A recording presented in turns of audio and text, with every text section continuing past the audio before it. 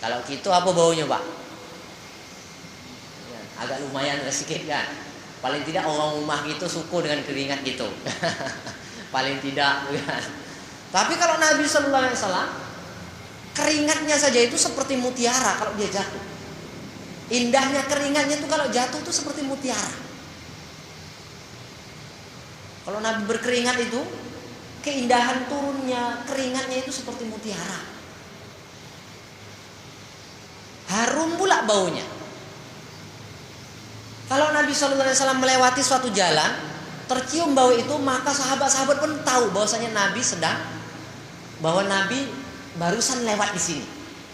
Jadi kalau orang mau tahu Nabi di mana sekarang nih, maka orang itu mencium baunya walaupun tidak melihat Nabi, maka dengan mencium baunya itu orang-orang akan tahu. Oh, Nabi di sini ada. Begitu juga ketika orang Islam nanti berperang dengan orang-orang Yahudi, maka orang Islam itu akan tahu baunya Yahudi itu kayak apa. Seperti itulah dulu sahabat-sahabat Nabi sallallahu alaihi wasallam mengetahui Nabi sallallahu alaihi wasallam dari baunya. Walaupun orang itu buta, seperti Ibnu Ummi Maktum, dia kan tidak melihat Nabi karena dia buta, tapi dia kenal dengan Nabi. Dari apa? Dari baunya. Kalau seseorang itu mimpi dicium oleh Nabi sallallahu alaihi wasallam, maka bekas ciumannya itu kalau dilap ya masih berbau lah. Itu keindahan Nabi sallallahu alaihi wasallam. Kemudian kita lanjutkan lagi dalam hadis yang lain, bahwa diceritakan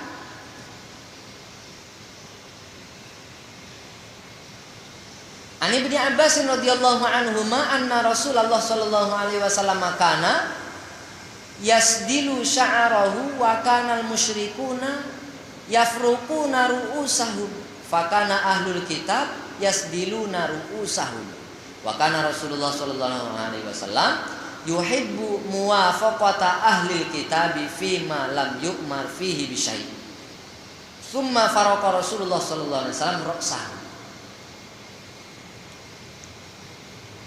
Ibnu Abbas radhiyallahu anhuma telah menceritakan bahwa Rasulullah itu awal-awalnya menyisir rambutnya itu ke arah depan sampai ke kening. Jadi kalau Nabi itu menyisir rambutnya bukan ke belakang. Nabi itu kalau menyisir rambutnya itu ke depan sampai ke keningnya. Kemudian orang-orang musyrik menyisir rambutnya ke bagian kiri dan kanan kepala mereka.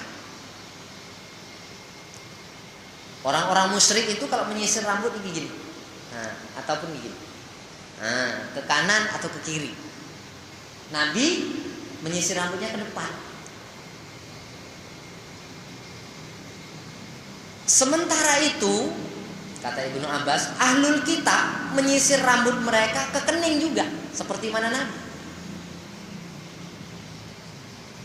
Rupanya Rasulullah SAW lebih suka bila apa yang dilakukan oleh Nabi itu bersesuaian dengan apa yang dilakukan oleh ahlul kitab dalam perkara yang tidak diperintahkan oleh Allah Subhanahu wa taala. Jadi kalau perkara itu tidak ada perintah dari Allah Subhanahu wa taala, maka Nabi lebih senang mengikuti model seperti model ahli kitab. Orang-orang ahli kitab itu kata Ibnu Abbas, dia menyisirnya ke depan. Kalau orang musyrik ke kanan ataupun ke kiri.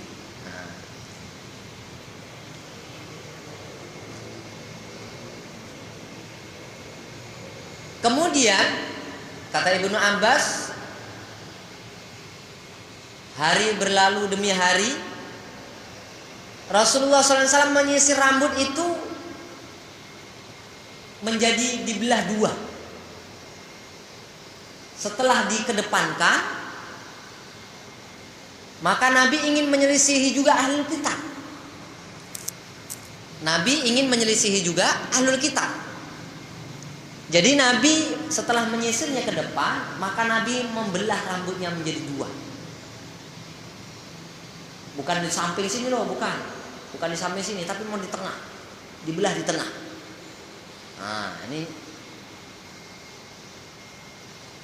cara Nabi menyisir rambut. Jadi kalau melihat rambut Nabi itu mau seperti itu, terbelah dua di tengah, ke kanan sebahagian, ke kiri sebahagian. Setelah disisir ke depan. Jadi yang kanan dan yang kiri, kemudian yang belakang ya sudah belakang dia, sampai ke telinganya. Dalam riwayat lain diterangkan sampai paling panjang rambut Nabi itu sebatas bahunya, tidak melebihi daripada itu. Dalam hadis lain disebutkan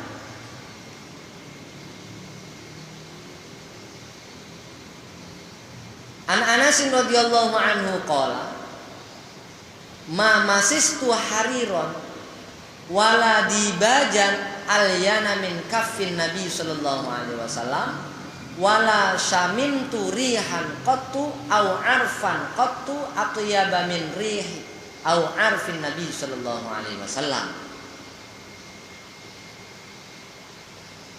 Anas radhiyallahu anhu berkata, kata Anas, belum pernah aku menyentuh sutra dan tidak juga dibaj.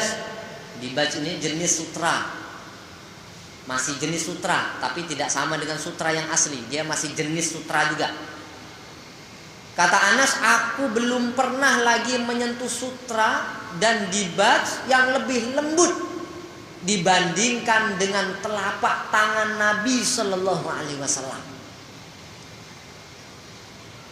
Jadi kalau bapak-bapak dalam keadaan bermimpi berjabatan tangan dengan Nabi, tandanya bahwasanya itu tangan Nabi lembutnya itu lebih lembut daripada kain sutra.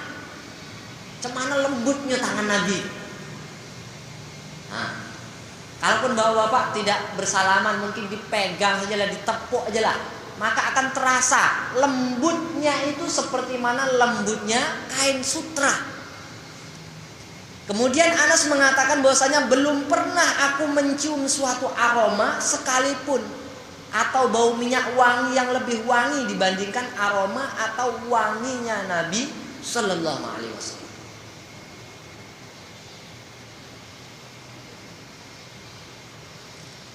Jadi pertama, tangan Nabi itu lembut seperti mana sutra, dan tangan Nabi itu dingin. Tangan Nabi itu rasanya tuh dingin. Kalau kita berjabatan tangan sudah lembut seperti sutra dan dia dingin. Kalau panas bukan. Tangan Nabi itu dingin rasanya. Kemudian kalau kita berjabatan tangan juga kita akan mencium baunya. Kalau sudah dekat dengan Nabi kita akan mencium baunya. Baunya itu khusus, belum pernah lagi kita mencium bau itu, belum pernah. Walaupun kita sudah mencoba bermacam-macam minyak wangi, tapi tak sama harumnya Nabi Sallallahu Alaihi Wasallam. Lebih harum lagi Nabi Sallallahu Alaihi Wasallam. Kemudian dalam hadis yang lain